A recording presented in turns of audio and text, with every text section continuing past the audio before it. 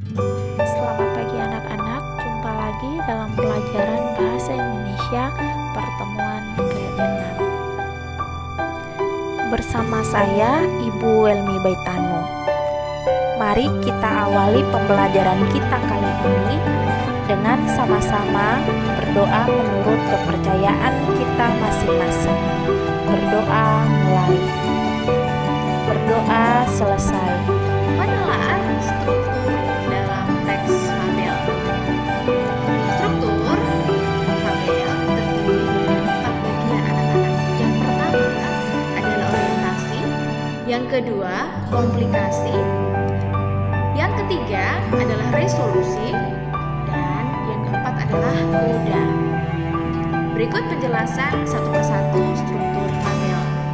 Orientasi merupakan bagian awal dari suatu cerita yang berisi pengenalan tokoh, latar tempat, dan waktu. Komplikasi merupakan konflik atau permasalahan antara satu dengan tokoh yang lain.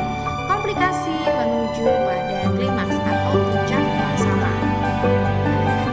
Resolusi merupakan bagian fabel yang berisi pemecahan masalah. Dan struktur yang terakhir yaitu adalah koda, adalah bagian terakhir fabel yang berisi perubahan yang terjadi pada tokoh dan pelajaran yang dapat dipetik dari cerita tersebut. Nah, kita sudah belajar tentang struktur teks fabel. Lalu selanjutnya kita akan belajar tentang menelaah variasi pengungkapan struktur teks fabel. Yang pertama adalah variasi pengungkapan orientasi. Variasi pengungkapan orientasi diawali dengan deskripsi latar, diawali dengan latar dan kegiatan tokoh, serta diawali dengan latar di masa lalu. Jadi, ketika kalian nanti membaca sebuah paragraf tentang orientasi dalam teks fabel, kalian akan menemukan jadi paragrafnya itu diawali dengan deskripsi latar, kemudian bisa juga diawali dengan latar dan kegiatan tokoh, maupun diawali dengan latar di masa lalu. Contohnya sebagai berikut anak-anak. Contoh paragraf diawali dengan deskripsi latar. Pagi itu sang mentari menampakkan diri dengan senyum terindahnya. Nah, ini adalah contoh dari deskripsi latar waktu. Anak-anak bisa membaca paragrafnya secara utuh. Lalu yang selanjutnya, contoh paragraf diawali dengan latar dan kegiatan tokoh. Di keheningan malam, pura-pura nampak tidur pulas bersama katak sahabat baiknya. Nah, ini adalah contoh paragraf diawali dengan latar waktu di keheningan malam dan juga kegiatan. Kegiatan yang dilakukan tokoh apa? Tidur pulas.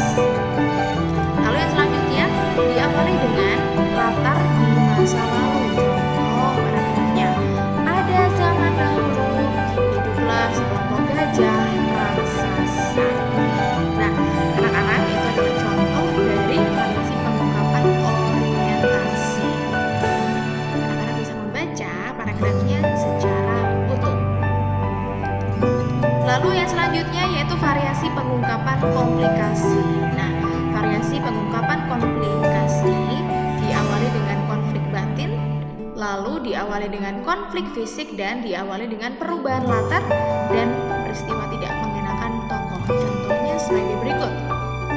Contoh paragraf diawali dengan konflik batin.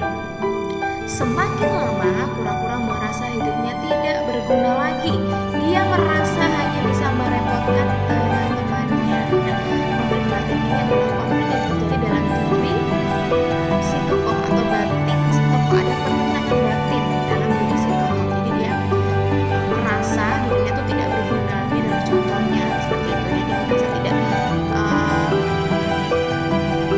berguna lagi, hanya bisa merepotkan teman-temannya seperti itu. Nah, ini contoh dari sekarang paragraf yang diawali dengan konflik fisik. Ketika gajah memasuki area perkampungan semut merah tanpa diduga, pasukan semut merah tiba-tiba menyerangnya. Semut menuduh gajah melakukan penghancuran perkampungannya. Gajah mengelak dan mencoba menjelaskan. Akan tetapi semut terus menyerang telinga gajah. Jadi kalau konflik fisik ini benar-benar terjadi konfliknya, masalahnya benar-benar terjadi. Nah, di sini contohnya menyerang, semut merah tiba-tiba menyerang. Nah, seperti itu ya. Oke, selanjutnya contoh paragraf diawali dengan perubahan latar dan peristiwa tidak mengenakan tokoh. Paragrafnya, bulan berganti bulan, tahun berganti tahun. Ternyata semua keadaan tak ada yang abadi. Persahabatan gajah dan semut dilanda perpecahan. Semut mulai mengkhianati persahabatan itu. Mana perubahan latar? Betul, kalimat yang pertama ya. Bulan berganti bulan, tahun berganti tahun. Mana peristiwa yang tidak mengenakan tokoh? Kalimat kedua dan ketiga, Miss. Betul. Jadi persahabatan gajah dan semut dilanda perpecahan.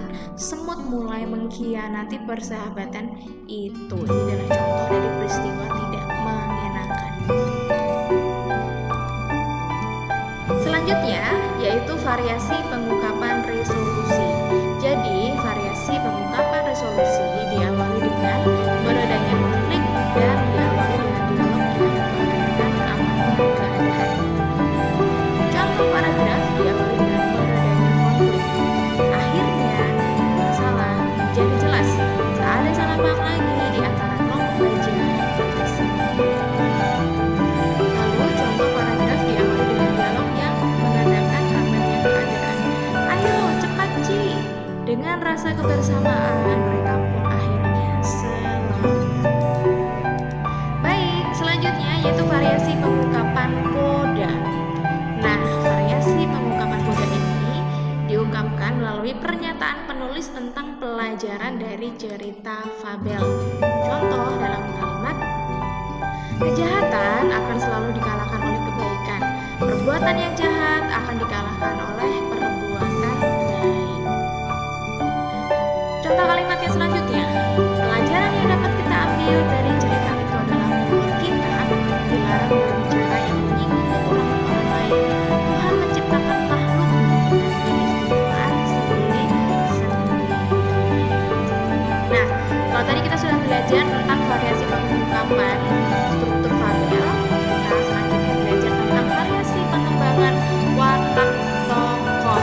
Jadi bagaimana watak tokoh ini bisa dikembangkan. Nah, yang pertama variasi pengembangan watak tokoh yaitu dapat dikembangkan melalui deskripsi fisik tokoh. Yang kedua, kegiatan tokoh.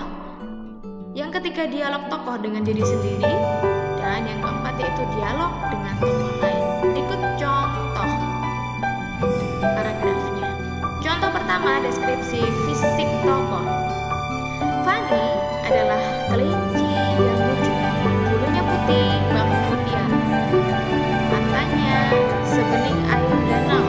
Jika ia makan, bibir merahnya yang cantik akan berpindah. Kecantikan Fanny tidak diragukan lagi di tanah mata. Di kalimat yang kedua ini mutiara ya anak-anak misalnya. Oke, jadi ini adalah contoh dari deskripsi fisik tokoh. Yang dijelaskan adalah fisik tokoh. Selanjutnya yaitu kegiatan tokoh. Singa mengaum menunjukkan taringnya yang putih dan tajam. Ia menggaruk-garuk tanah menandakan amarahnya sedang memuncak. Bulu yang ada di sekitar kepalanya bergoyang seram. Semua hewan di hutan bergidi ketakutan. Ini diungkapkan dengan kegiatan tokoh. Selanjutnya contoh dialog tokoh dengan diri sendiri. Ah, kue ini pasti nikmat sekali, apalagi jika ku makan sendiri tanpa berbagi dengan mereka. Gumamnya dalam hati. Selanjutnya juga diungkapkan watak tokoh yaitu dengan dialog dengan tokoh lain. Ah, kamu tidak bisa terbang karena kakimu kecil. Kalau kakiku sempurna bisa melompat kemana-mana. Kata-kata pada semua. Selanjutnya yaitu kita belajar tentang pola pengembangan judul. Nah, judul yang baik itu dapat dikembangkan melalui beberapa hal. Yang pertama yaitu judul bisa berasal dari nama tokoh. Contohnya Cici dan Serigala, Kancil dan Tikus. Lalu judul bisa dikembangkan berdasarkan sifat tokoh. Contohnya tikus yang baik, gajah penolong, merak yang pemurah. Lalu judul juga bisa diambil dari tema. Contohnya semua